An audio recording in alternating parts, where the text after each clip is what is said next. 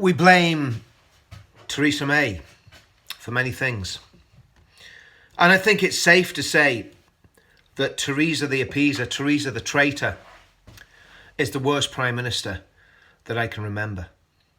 We found out this weekend, not only is she betraying the British people and British democracy by deliberately destroying Brexit and by deliberately trying to frustrate it. Now we learn that she is blackmailing the DUP and saying, if you don't vote for my deal, you may have a united Ireland.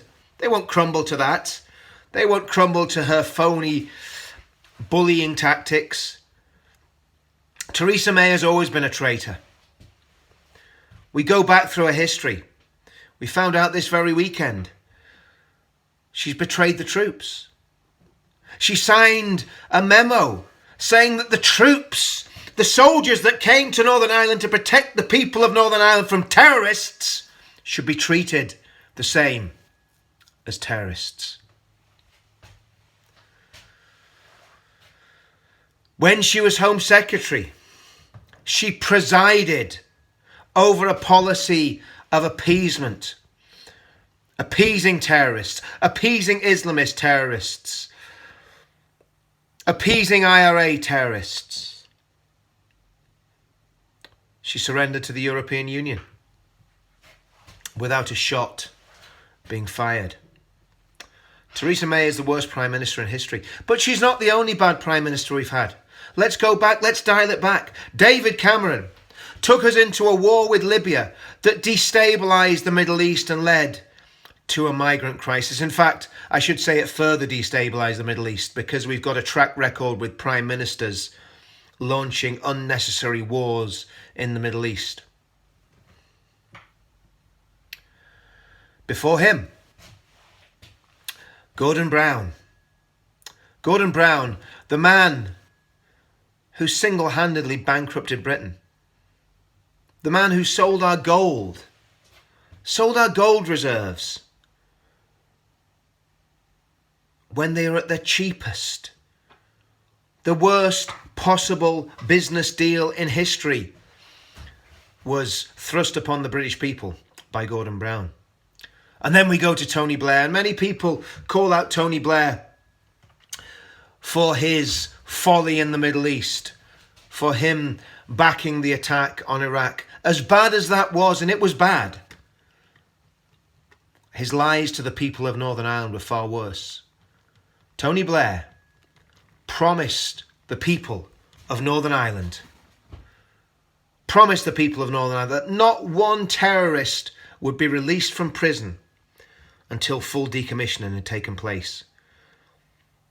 Within 2 years of the Good Friday Agreement being signed and us voting on it and agreeing to it, every terrorist was out of prison.